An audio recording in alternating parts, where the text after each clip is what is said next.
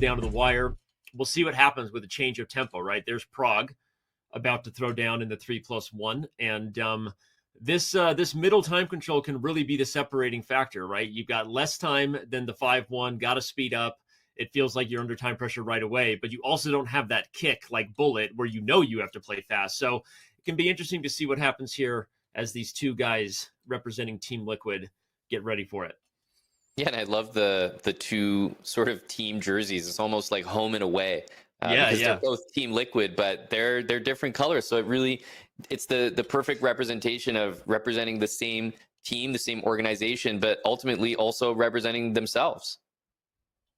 It is funny. I wonder if they coordinated that. Obviously, after the match, we'll have a conversation with whoever wins. But I wonder if that was accidental or they got lucky that one of them was going to wear white and one of them was going to wear blue. I wouldn't be surprised either way. But it'll be funny to find out. All right, and Fabi gives the glasses a quick clean there. Definitely want to be able to see the board as best you can, Danny, for this upcoming slightly faster 3+1 segment, as it looks like we have moves on the board in game number 1 of this 3+1 segment. Here we go. It's a King's Indian again for Fabi, but not the same system for Pragg that we've seen. We've got double Queen's Pawn, but a Fianchetto Bishop on the Queen side. Chess.com's ECO is calling this the Knight's Variation East Indian Defense. I've done chess commentary and played chess for a long time, Amon. I don't think I've ever seen that name. Chess openings are weird. Yeah, I've come across a few from chess.com and a name just pops up and I'm like, okay, someone's messing with me. Someone on the back end is just typing random things in.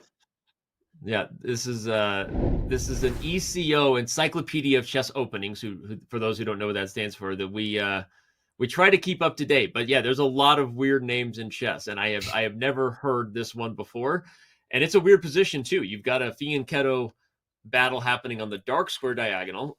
Black has a good position, I think, as far as the center goes, but yeah, a lot of weird chess ahead. Here comes C4 trying to undermine. Yeah, and C4 is really what keeps this position sort of level. Black's position was starting to look pretty good, and almost the knight on C5 was going to come into E4.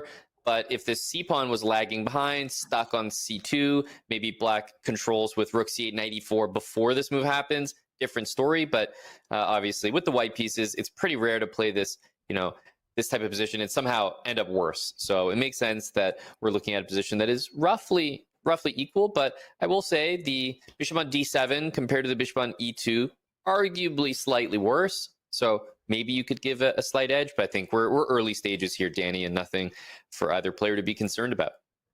Yeah, agree. Okay, wow, interesting. A retreat, but a good retreat. You open up the bishop on the diagonal.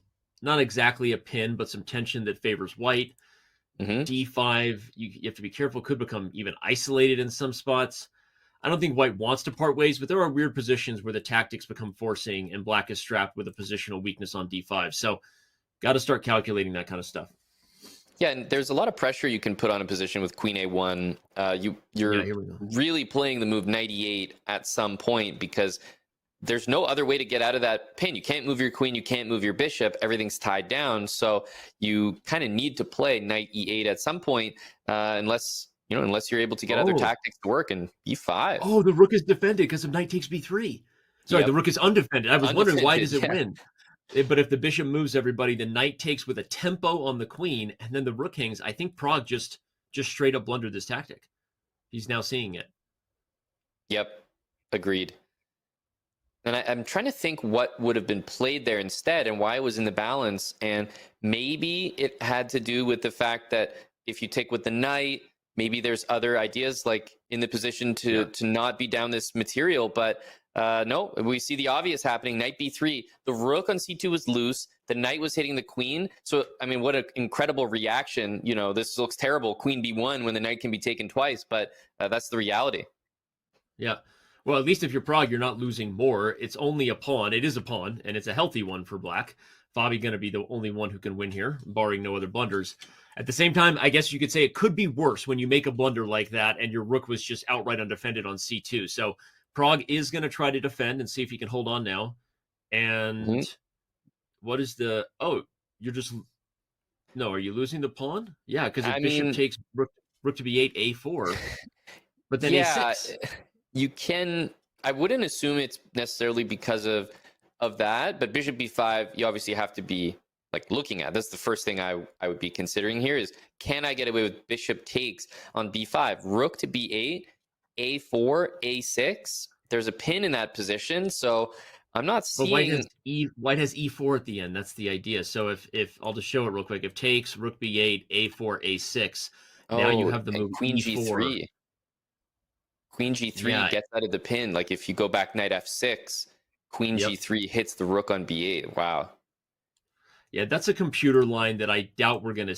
Okay, Prague plays it. Oh my gosh, did he calculate that? We're gonna find out. Oh my And there's god, he did. also, yeah, there's also, if the knight moves anywhere else, there's a queen check, Yeah, which is a little yeah, bit more reasonable to see. I was looking to move knight f4 because it's a funny one where after the queen check, if you yeah. had taken the bishop on d7, you might lose your queen, but you can take on a6 in that position. So this looks like it's just well calculated, and you're incentivized to look for these crazy lines when you're down a pawn, when you're just worse. Yeah. So Fabi kind of gave him an opportunity to calculate his way back into this game, and he found it. Yeah.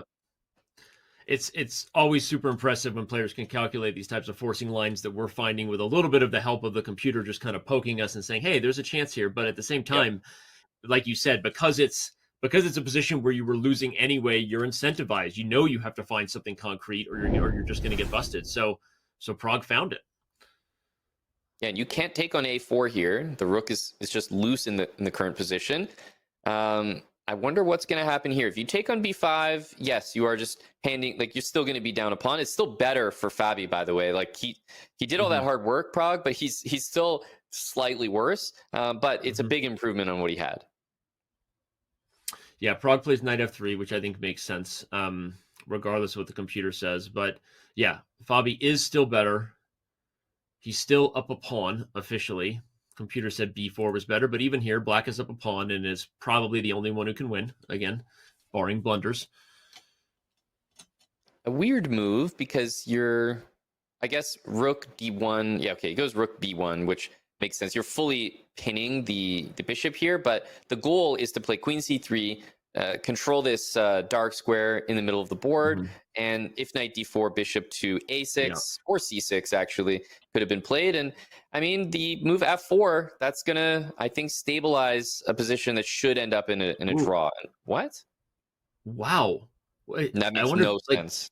Prague just shook his head after he played that move. Like, either what did I do or was that a mouse slip? By the way, that wasn't me drawing the blue arrow. That was the computer saying you got to control the dark squares, which is honestly kind of shocking. That's like an obvious idea when you're playing I'm against a completely light shocked. bishop. That is an incredible blunder, and his reaction was not strong enough to indicate a mouse slip. I would be furious if that was a mouse slip, because that is, to me, a dead draw to almost a dead loss, and that's what we're seeing. The game's just over. I don't know how to explain it, but that is. I hope it's a mouse slip because it's a shocking move otherwise. Yeah, I could not agree more. And I'm like pausing because I'm trying to like not oversell